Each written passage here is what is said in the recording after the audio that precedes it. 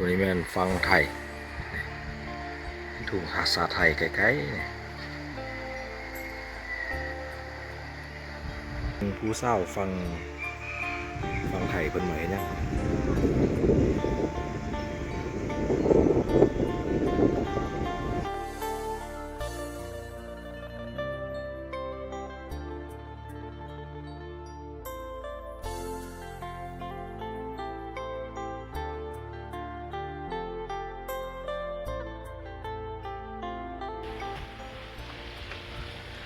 สบายดีท่านผู้ชม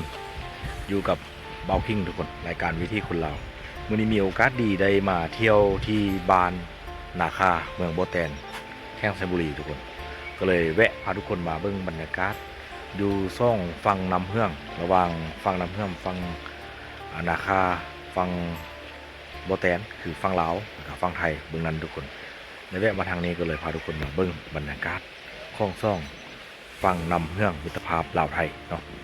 นี่เป็นบรรยากาศยามตอนเที่ยงที่เราคิงพาทุกคนมาเบิ่งบรรยากาศก็จะประมาณนี้ทุกคนคือมิดเงียบอยู่เนาะนี่จะเป็นฝั่งนั้นจะเป็นฝั่งไทยละข้ามไปฝั่งนั้นเนาะมีรถอยู่นะเนาะรถนั้นจะเป็นฝั่งไทยเนาะมองไกลๆคุณจะเห็นเด็กน้อยฝั่งลาวเขาเจ้าตึกเบ็ดอยู่ใกล้ๆคนแหละซูมมาเบิ่ง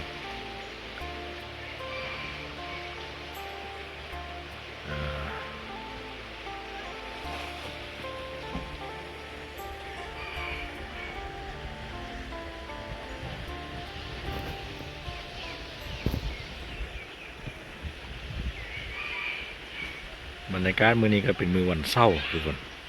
คือมิดเงียบทุกคนเนาะมิดเงียบเลยจะเห็นคันใดขึ้นไปแล้วมีเหือค้ามแต่ว่าขั้วปกติจะเป็นตัวนี้จะเป็นขั้วไม้ไผ่ไม้แตะที่เขาเจาะสร้างขึ้นเพื่อค้ามไปค้ามมาคนฟังนั้นยักมาเที่ยวฟังนี้คนฟังนี้ยักไปเที่ยวฟังนั้นหรือว่าไปซื้อไปค่ายหรือว่าไปเฮ็ดเวียกคนค้ามตัวนี้จะเป็นด้านประเพณีหรือว่าด้านพินทุกคนเนาะอยู่ที่นาคาฟังนั้นกันนาคาแต่ว่าเป็นประเทศไทยฟังนี้จะเป็นประเทศลาวจะเห็นสังเกตเห็นตัวนี้จะเป็นปูนเก่าที่เขาเจ้าตังเศร้าไม้เพื่อสร้างขั้วไม้ไฟขั้วไม้แตะไม้ฟ้าขนาดเนาะจะเห็นเป็นเศษปูนแบบนี้ยามนำขึ้นไล่มันจะพัดขั้วออกไปนี่ตัวนี้จะเป็นเท่นเศร้าตังรูปแบบนี้เขาเจ้าอย่างบุฮอนเวลาที่เขาเจ้าจะสร้างไม้เถอะไกลแล้วทุกคนไกลที่จะสร้างมั่งแหละเนาะ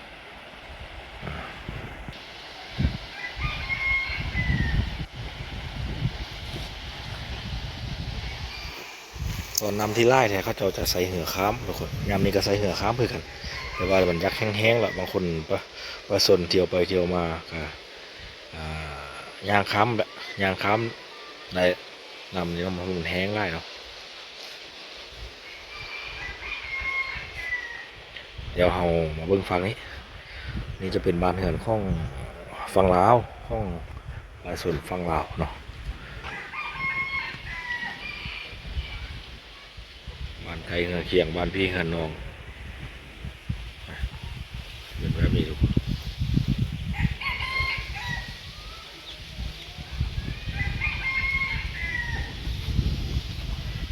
บรรยากาศเมื่อวันเศร้าคือมิดเงียบเลย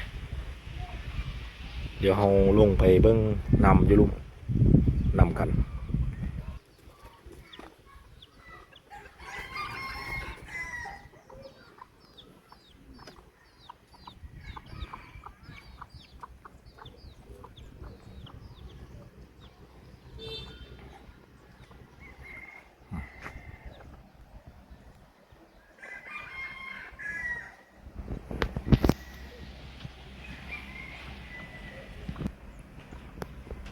อากาศมื้อนี้ร้อนเลยทุกคนแดดออกแต่เช้า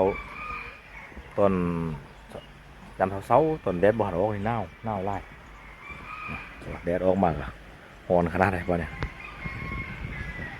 อันนี้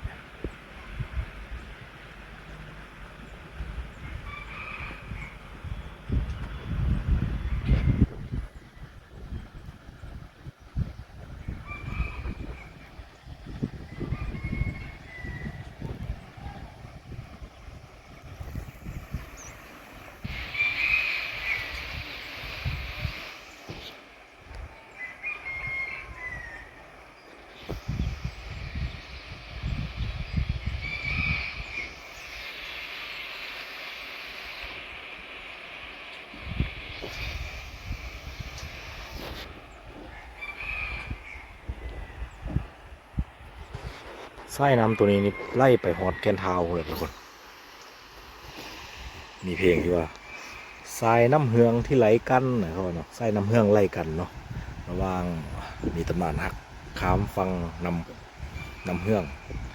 ระหว่างผู้บ่าวลาวกับสาวไทยผู้สาวไทยกับบ่าวลาวมันมีความเป็นมา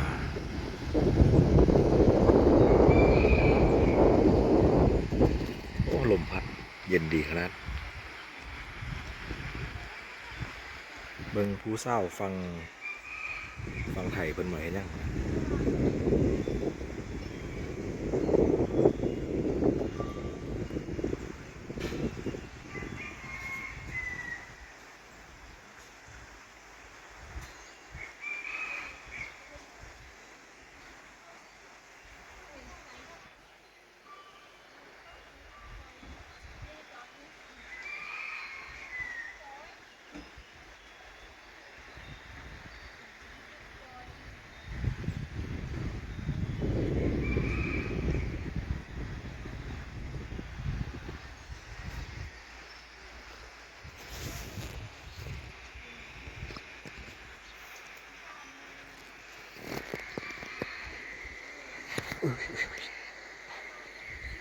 เดี๋ยวเขามาเบิ่งนำใกล้ๆปกติน่าจะมีคนแต่ว่ามื้อนี้มิดเงียบพนะทุกคนแต่เป็นส่วนใหญ่จะเป็นวันพระหรือว่าวันสิ้นที่ผู้คนเขาจะพักหยุดงานนะเนาะเขาจะมาข้ามด้านแล้วก็จะมีตลาดนัดเนาะแต่มื้อนี้บ่มีมาเบาคิงมาบ่ทึกมือทุกคนมาบ่ทึกมือแต่ว่ากายมาทางนี้จำเป็นได้มามันจำเป็นคือต้องเลยมาทุกคนมารีวิวให้ทุกคนได้เบิ่งว่าบรรยากาศซ่องฟังน้ำเฮืองลาวไทยเนาะ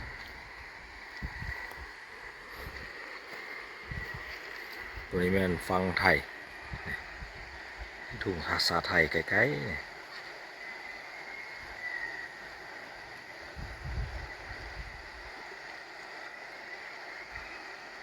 ๆตัวนี้แม่นฟังลาว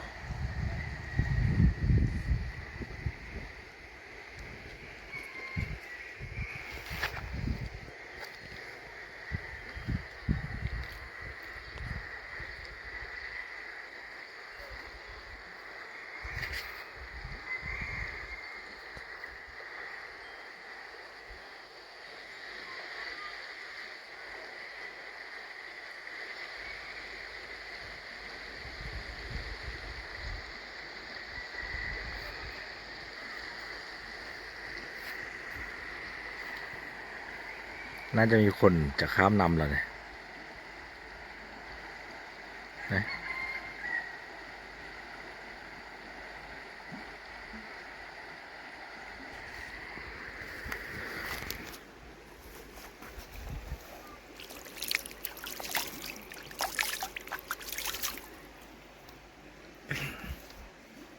โอ้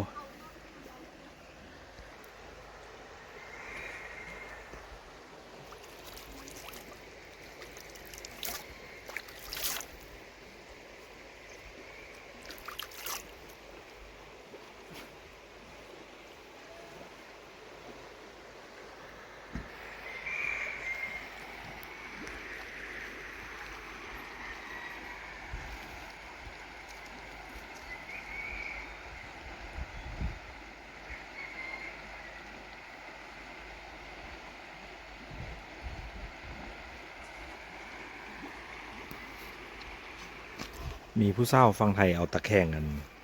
ตะแคงรถด่วนทางล่างนะออกปะไว้เขาเจอน่าจะบริไซเนาะเดี๋ยวห้อง อยากข้ามไปฝั่งนั้นอยู่แต่บ่มีคนพาข้ามทุกคนเมื่อกี้เห็นเหืออยู่นี่อยู่แต่ว่าเขาจะบ่อยู่แล้วเนาะอย่าเอาขึ้นไปฝั่งนี้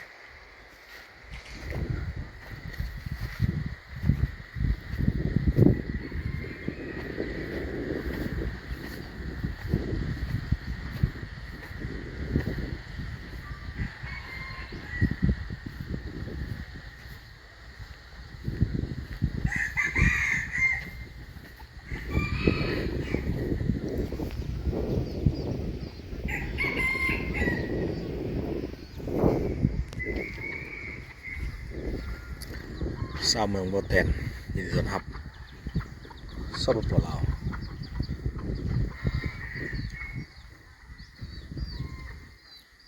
คือมาบ่ถึกมือเราคือเงียบเง่าไปเลย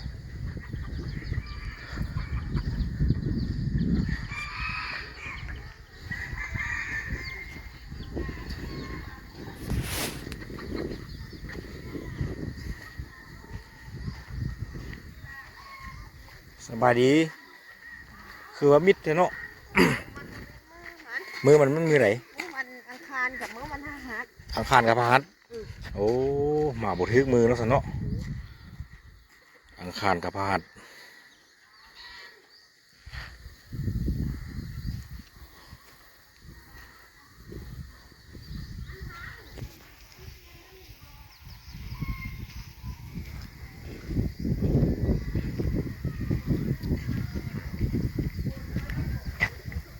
เส้นทางเขาวัดโพนซี่อัมไพซี่อัมพาวันบ้านนาคาคุมบ้านนาสบายดีพ่อ มิดเนาะคนคือว่าเงียบๆเนาะจะ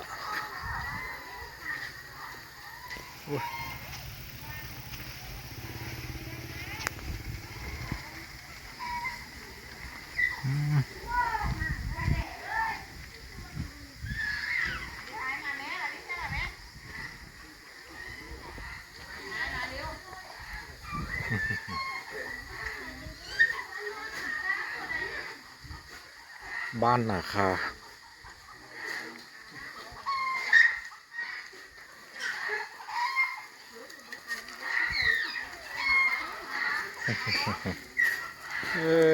เขียวทิพย์แล้วเนาะเบิ้งทางได้เบิ้งทางได้ อ้าวไม่ใช่ โอ้เฮ็ดโครงการเทเขาหอมหน้าบ้านเนาะ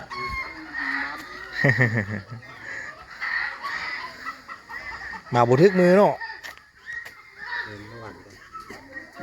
วันนี้วะ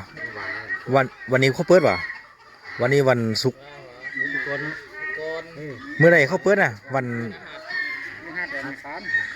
หัดวันอังคารสองมือนี้ วันพฤหัส คนไล่มันบอก คนหลายมันเคียงตลาดของไทย โอ้หมาบ่ทึกมือแล้วสนะ มื้อนั้นน่ะมาไหม มือหน้ามาไหม พฤหัสกับวันอังคาร มาแต่ทางไหน มาแต่สยะ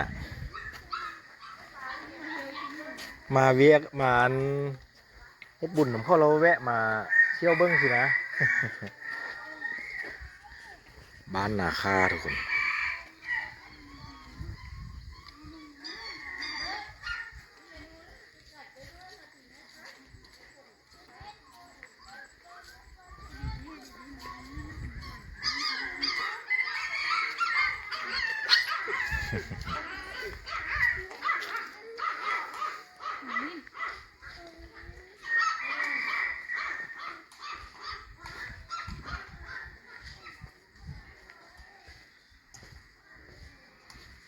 บ้านนี้ก็จะมีบ้านเฮือนเป็นแบบคล้ายๆกันแบบนี้เลยทุกคนเป็นเฮือนซ่องซันแบบนี้สไตล์คล้ายๆกันเลย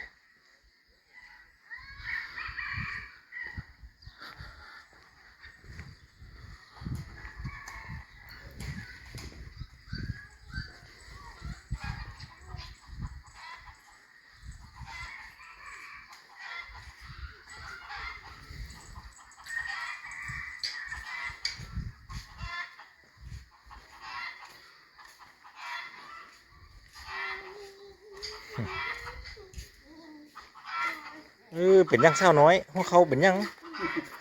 ล้ม ล้ม โอ้เงียบจังเนาะเงียบจังอะเนี่ยไอ้ป้าหมด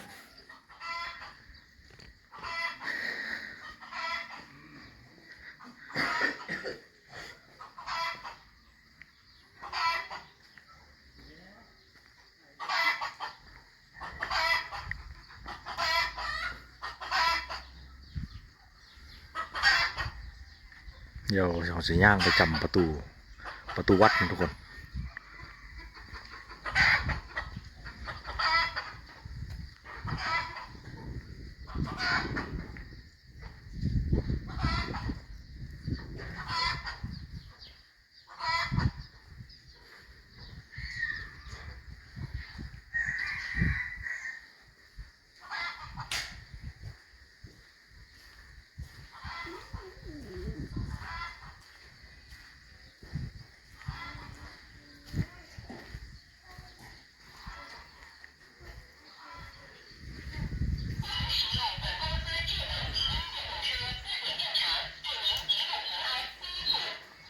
สบายดีแม่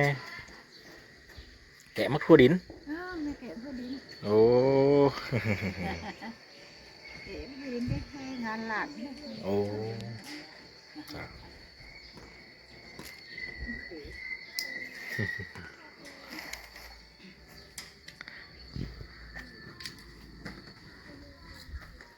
โอ้ยแซงเบาคิงบ่ได้เอากองมาทุกคนบ่ได้เอากองมากเลยใส่โทรศัพท์ถ่ายบ่อยากไปยักแจงปานใดแล้วภาพสั้นภาพบ่นั่นปานใดก็ขอโทษอภัยทาง FC เด้อทุกคนที่เขามาเบิ่งมาให้กำลังใจเบาคิงเนาะ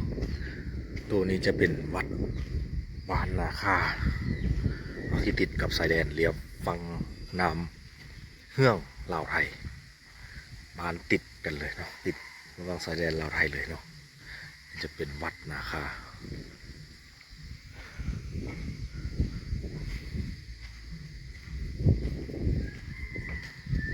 แบบนี้เลยทุกคน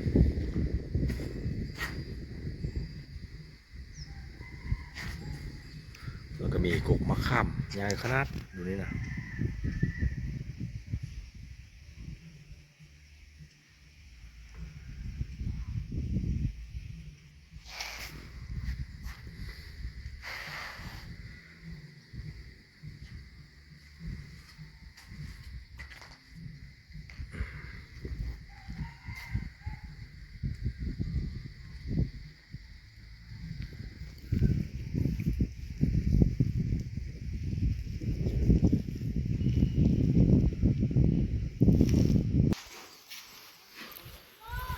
เจ้าเทหน้าบ้านเขาเจ้า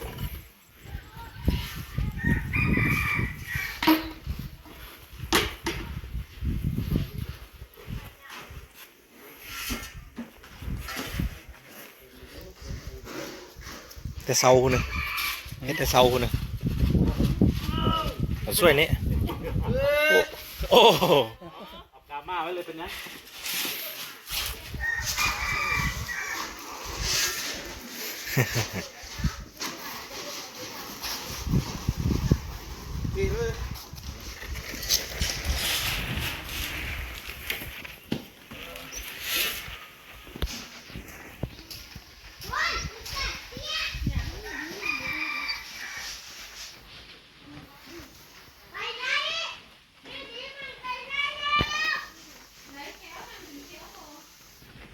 ตัวนี้ยังเป็นเราเขาแบบดั้งเดิมอยู่เราเขาหรือว่ายุ้งสาวแบบเก่าอยู่ที่เขาเจ้าอนุรักษ์ไว้ตั้งแต่กี่อยู่เนาะ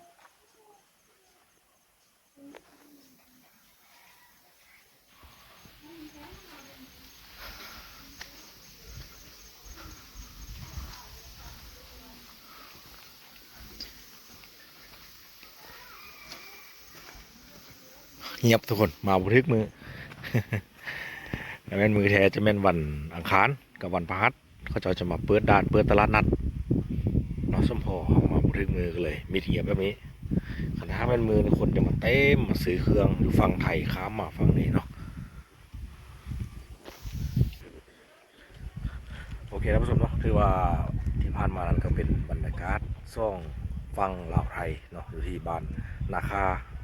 เมืองโบแตนแล้วก็ฟังฝั่งนั้นจะเป็นบ้านนาคาคือกันเนาะพอดีมาเจอน้องเศร้าสบายดีขอถามนิดนึงฝั่งนั้นบ้านนาคาคือกันเนาะ โดยเป็น บ้านนาคาแต่เป็นจังหวัดนั่งเนาะ จังหวัดเลย จังหวัดเลยโอ้ปกติตั้งเงียบๆซะนี่หวะ โดยต้องเงียบ มันมีอันแบบมือไหนเขาจะเปิดด้าน ๆมีวันอังคารกับวันอาหาร วันอังคารกับวันพฤหัส โดย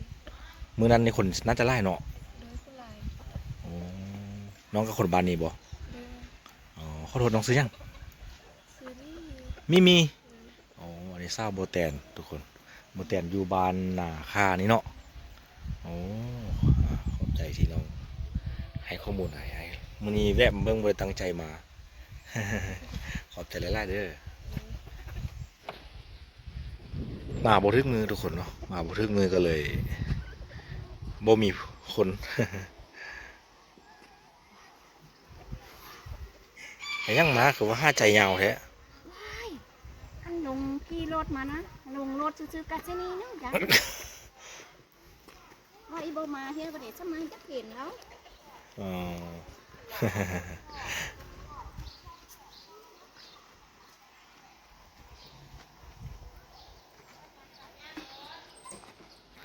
โอเคท่านผู้ชมเนาะสำหรับคลิปนี้สิข้อจบสำหรับทุกคนเนาะเจอกันในคลิปต่อไปเนาะวันหน้ามีโอกาสดีเบาพิงจะมาเยี่ยมยามท่ามข่าวมาเบิ้งมาถ่ายทอดบรรยากาศดูบอลนี้ให้ทุกคนได้เบิ้งอีกเนาะสำหรับคลิปนี้ก็จบสำหรับสบายดี